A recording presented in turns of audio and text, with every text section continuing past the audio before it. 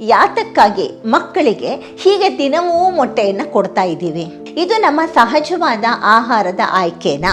ಭಾರತೀಯರ ಸಹಜವಾದ ಆಹಾರದ ಆಯ್ಕೆ ಸಸ್ಯಾಹಾರ. ಮೊಟ್ಟೆ ಅಂತ ಅನ್ನೋದು ಬರೀ ಪ್ರೋಟೀನ್ ಅಲ್ಲ, ಒಂದು ಪ್ಯಾಕೇಜ್ ಅಲ್ಲಿ ಬರುತ್ತೆ, ಅದರೊಳಗೆ ಕೊಲೆಸ್ಟ್ರಾಲ್ ಇದೆ ಅಂತ. ನೀವು ಪ್ರತಿ ದಿವಸ ಮಕ್ಕಳಿಗೆ ಹೀಗೆ ಕೊಲೆಸ್ಟ್ರಾಲ್ ಅನ್ನ ಕೊಡ್ತಾ ಇದ್ರೆ ಖಂಡಿತವಾಗ್ಲೂ ಇದು NCDಗೆ ಕಾರಣ ಆಗುತ್ತೆ. ಡಯಟ್ ರಿಲೇಟೆಡ್ NCDಗೂ ಕೊಲೆಸ್ಟ್ರಾಲ್ಗೂ ತುಂಬ ಸಂಬಂಧ ಇದೆ. ಅತಿ ತೂಕ, ಡಯಾಬಿಟೀಸು, ಕಾರ್ಡಿಯೋಮೆಟಬಾಲಿಕ್ ರಿಸ್ಕ್ಗಳು, ಅನಿಯಂತ್ರಿತ ಮುಟ್ಟು, ಮಕ್ಕಳಾಗದೇ ಇರುವಂತಹ ಬಂಜೆತನ, ಇವು ಎಲ್ಲವೂ ಕೂಡ NCD ಒಳಗಡೆ ಬರುತ್ತೆ. ಇಡೀ ಜಗತ್ತೇ ಹೇಳ್ತಾ ಇದೆ ಸಸ್ಯಾಹಾರಕ್ಕೆ ಹೋಗಿ, ಪೌಲ್ಟ್ರಿನ, ಮಾಂಸವನ್ನು ನೀವು ದಿನ ತಿನ್ನಬೇಡಿ, ಕಡಿಮೆ ಮಾಡಿ ಅಂತ. ಇದು ನಾನು ಹೇಳ್ತಿರೋ ಮಾತಲ್ಲ, ಇದು FAO ಹೇಳುತ್ತೆ, WHO ಹೇಳುತ್ತೆ, ಲ್ಯಾನ್ಸೆಟ್ ಹೇಳಿದೆ. ಜಗತ್ತಿನ ಅನೇಕ, ಜರ್ಮನಿನಲ್ಲಿರ್ಬೋದು, ಫ್ರಾನ್ಸಲ್ಲಿರ್ಬೋದು, ಎಲ್ಲೆಲ್ಲಿ ಮಾಡಿರೋ ಸ್ಟಡಿಗಳು ಕೂಡ ಇದೇ ಮಾತನ್ನೇ ಹೇಳ್ತಾ ಇರುವಾಗ ನಾವು ನಮ್ಮದು ಅಂತ ಆಗಿರುವಂತಹ ಈ ಒಂದು ಆಹಾರ ಸಂಸ್ಕೃತಿಗೆ ಬೆನ್ನು ಹಾಕೊಂಡು ಯಾರನ್ನ ಪ್ಲೀಸ್ ಮಾಡೋಕ್ಕೋಸ್ಕರ ಹೀಗೆ ಪ್ರತಿ ದಿವಸ ಮೊಟ್ಟೆಯನ್ನು ಕೊಡ್ತಾ ಇದ್ದೀವಿ.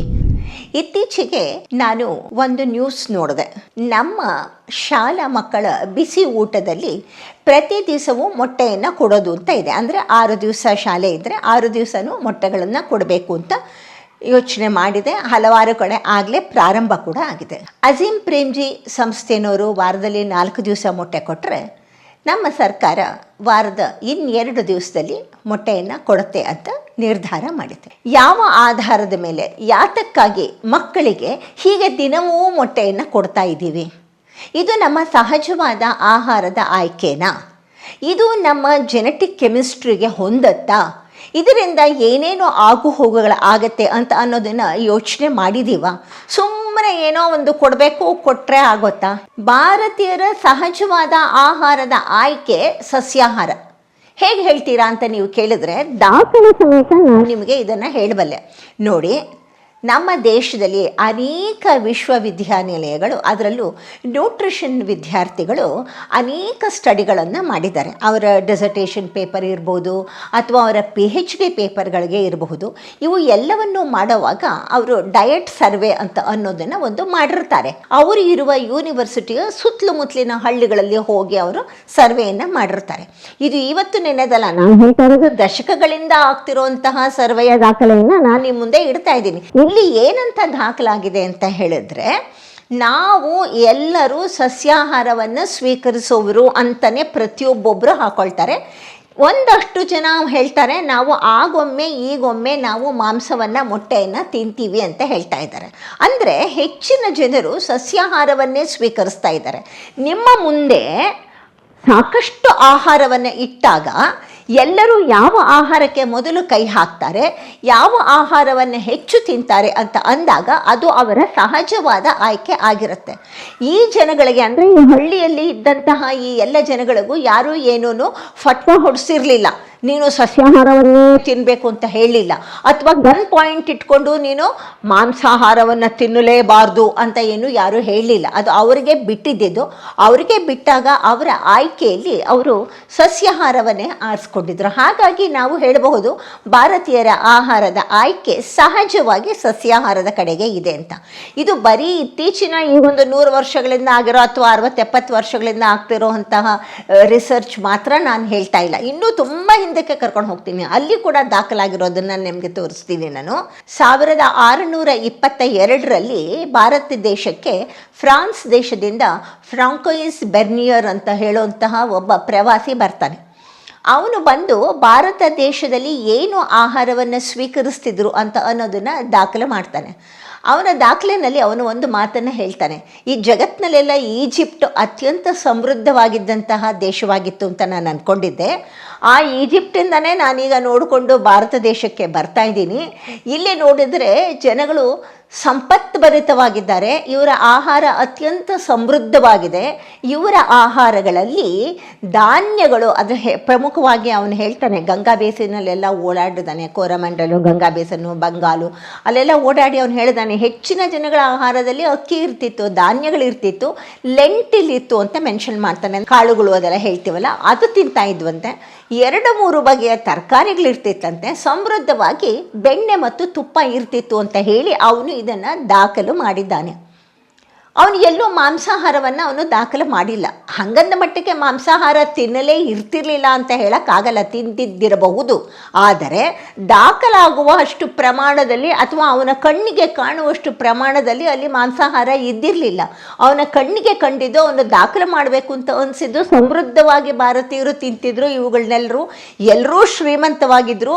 ಈ ಎಲ್ಲ ತರಹದ ಆಹಾರಗಳು ಎಲ್ಲರ ಕೈಗೆ ಎಟಕುವ ಬೆಲೆನಲ್ಲಿ ಇತ್ತು ಅಂತ ಅನ್ನೋದನ್ನು ಕೂಡ ಅವನು ದಾಖಲೆ ಮಾಡ್ತಾನೆ. ಅಂದರೆ ಆರ್ಥಿಕವಾಗಿ ನಾವು ಚೆನ್ನಾಗಿದ್ದ ಕಾಲದಲ್ಲೂ ಕೂಡ ನಾವು ಸಸ್ಯಾಹಾರವನ್ನೇ ಆಯ್ಕೆ ಮಾಡ್ತಾಯಿದ್ರು. ನೀವೊಂದು ಪ್ರಶ್ನೆ ಕೇಳ್ಬೋದು, ನೀವು ಹಳ್ಳಿಗಳಲ್ಲಿ ಸರ್ವೆ ಮಾಡಿದ್ರಿ ಅಂತ ಹೇಳ್ತಾ ಇದ್ದೀರಾ, ಅವರಿಗೆ ಆರ್ಥಿಕವಾಗಿ ದುರ್ಬಲರಾಗಿದ್ದಿರಬಹುದು, ಹಾಗಾಗಿ ಅವರು ಮೊಟ್ಟೆಯನ್ನು ಮಾಂಸವನ್ನು ತಿನ್ನಲಿಲ್ಲ ಅಂತ ನೀವು ಹೇಳಿದ್ರೆ, ಒಂದು ಮಾತನ್ನು ನಾನು ನಿಮಗೆ ಹೇಳ್ತೀನಿ. ಹಳ್ಳಿಗಳಲ್ಲಿ ಅವರ ಮನೆಗಳ ಮುಂದೆ ಸಾಕಷ್ಟು ಜಾಗ ಇರ್ತಿತ್ತು. ಎಷ್ಟೋ ಜನ ಕೋಳಿಗಳನ್ನ ಸಾಕೊಂಡಿದ್ದನ್ನು ನಾನೇ ನೋಡಿದ್ದೀನಿ, ಈಗಲೂ ಸಾಕ್ತಾನೂ ಇದ್ದಾರೆ. ಇವರಿಗೆ ದಿನಾ ಮಾಂಸ ತಿನ್ನಬೇಕು, ದಿನಾ ಕೋಳಿ ಮೊಟ್ಟೆ ತಿನ್ನಬೇಕು ಅಂತ ಇದ್ದಿದ್ರೆ ಅಷ್ಟೇ ಸಂಖ್ಯೆಯಲ್ಲಿ ಕೋಳಿಗಳನ್ನು ಸಾಕಿ ಅಷ್ಟೇ ಪ್ರಮಾಣದಲ್ಲಿ ಸಂಖ್ಯೆಯಲ್ಲಿ ಅವರು ಮೊಟ್ಟೆಗಳನ್ನು ಪಡ್ಕೊಳ್ತಾ ಇದ್ದರು. ಅವರಿಗೆ ಎಷ್ಟು ಬೇಕೋ ಅವರಷ್ಟನ್ನೇ ಪಡ್ಕೊಂಡು, ಅಂದರೆ ದಿನ ತಿನ್ನಬೇಕು ಅನ್ನೋ ಒಂದು ಉದ್ದೇಶ ಅವರಲ್ಲಿ ಇರಲಿಲ್ಲ. ನನಗೆ ಇನ್ನೊಂದು ಉದಾಹರಣೆ ಕೊಡ್ತೀನಿ. ಜಯನಗರದ 8ನೇ ಬ್ಲಾಕಿನ ಒಂದು ದೊಡ್ಡ ಬಂಗಲೆಯಲ್ಲಿ ನನ್ನ ಗೆಳತಿಯೊಬ್ಬಳು ಕೋಳಿಯನ್ನು ಸಾಕೊಂಡಿದ್ಲು. ಬುಟ್ಟಿ ಹಾಕ್ಬಿಟ್ಟು ಕೋಳಿ ಪಿಳ್ಳೆಗಳನ್ನೆಲ್ಲ ಇಟ್ಕೊಳ್ತಿದ್ಲು. ಅವಳು ಹೇಳ್ತಾ ಇದ್ಲು, ನಮಗೆ ಇಷ್ಟೇ ಸಾಕು, ನಮ್ಮ ಮನೆಗೆ ಎಷ್ಟಾಗುತ್ತೋ ಅಷ್ಟು ನಾವು ಎಂದೋ ಒಂದು ದಿವಸ ತಿಂತೀವಿ ಅಥವಾ ವಾರಕ್ಕೊಂದು ದಿವಸ ತಿಂತೀವಿ, ಅಷ್ಟು ತಿನ್ನೋಕ್ಕೆ ಮಾತ್ರ ನಮಗೆ ಈ ಕೋಳಿಗಳು ಸಾಕೆ ವಿನಃ ತುಂಬ ನಾವೇನು ಸಾಕೊಳ್ಳೋಕ್ಕೆ ನಮಗೇನು ಇಷ್ಟ ಇಲ್ಲ ಅಂತ ಹೇಳ್ತಿದ್ರು. ಇದು ನೋಡಿ, ಸಹಜವಾದ ಆಯ್ಕೆ. ಹಳ್ಳಿಗಳಲ್ಲಿ ಕೂಡ ಸಾಕೋಬೇಕು ಅಂತಿದ್ರೆ ಸಾಕೋಬೋದಿತ್ತಲ್ವ. ಮುಂದ್ಗಡೆ ಒಂದು ನುಗ್ಗೆ ಗಿಡ ಹಾಕ್ಕೊಳ್ತಾರೆ, ಅಷ್ಟೇ ಎಷ್ಟು ಬೇಕೋ ಅಷ್ಟು ಕೋಳಿಗಳನ್ನು ದಿನ ತಿನ್ನೋಕ್ಕಾಗೋಷ್ಟು ಸಾಕೋಬಹುದಿತ್ತಲ್ವ. ಹಾಗಾಗಿ ಆರ್ಥಿಕತೆಗೂ ಮತ್ತು ಅವರ ಆಯ್ಕೆಗೂ ಇಲ್ಲಿ ಹೆಚ್ಚು ನಾವು ಸಂಬಂಧವನ್ನು ನೋಡೋಕ್ಕೆ ಆಗೋದಿಲ್ಲ. ಇದು ಸಹಜವಾದ ಭಾರತೀಯರ ಆಹಾರದ ಆಯ್ಕೆ. ಈ ಆಹಾರದ ಆಯ್ಕೆ ಇವತ್ತು ಜಗತ್ತಿನಾದ್ಯಂತ ತುಂಬ ಚೆನ್ನಾಗಿದೆ ಅಂತ ಹೇಳ್ತಾ ಇದ್ದೆ. ನಾನು ನಿಮಗೆ ಇನ್ನೊಂದು ಉದಾಹರಣೆಯನ್ನು ಕೊಡ್ತೀನಿ, ಹೇಗೆ ಜಗತ್ತಿನಾದ್ಯಂತ ಈ ಆಹಾರ ಚೆನ್ನಾಗಿದೆ ಅಂತ ಹೇಳ್ತಾ ಇದ್ದಾರೆ ಅಂದರೆ, EAT ಲ್ಯಾನ್ಸೆಟ್, ಈಟ್ ಲ್ಯಾನ್ಸೆಟ್ ಕಮಿಷನ್ ಇದೆ. ಅಂದರೆ ಈ ಲ್ಯಾನ್ಸೆಟ್ ಅಂತ ಅನ್ನೋದು ಜಗತ್ತೆಲ್ಲ ಒಪ್ಪಿಕೊಂಡಿರುವಂತಹ ಒಂದು ದೊಡ್ಡ ವೈದ್ಯಕೀಯ ಜರ್ನಲ್ ಅದು. ಈ ಜರ್ನಲಲ್ಲಿ ಅವರು ಗ್ಲೋಬಲ್ ಹೆಲ್ತಿನ ಬಗ್ಗೆ ಸಾಕಷ್ಟು ಕೆಲಸವನ್ನು ಮಾಡಿದ್ದಾರೆ. ಈ ಈಟ್ ಲ್ಯಾನ್ಸೆಟ್ ಹೇಳುತ್ತೆ, ಈ ಜಗತ್ತೆಲ್ಲವೂ ಸಸ್ಯಾಹಾರದ ಕಡೆಗೆ ಹೋದರೆ ಹೆಚ್ಚು ಹೆಚ್ಚು ಆರೋಗ್ಯವನ್ನು ನಾವು ಜನರಲ್ಲಿ ನಿರೀಕ್ಷೆ ಮಾಡಬಹುದು. ಹೆಚ್ಚು ಹೆಚ್ಚು ಆರೋಗ್ಯವಂತರಾದ ಜನಗಳಿದ್ದಂಗೆಲ್ಲ ಈ ಭೂಮಿಯ ಸಂಪತ್ತು ಕೂಡ ಹೆಚ್ಚುತ್ತೆ ಅಂತ ಅವರು ಒಂದು ಮಾತು ಹೇಳ್ತಾರೆ.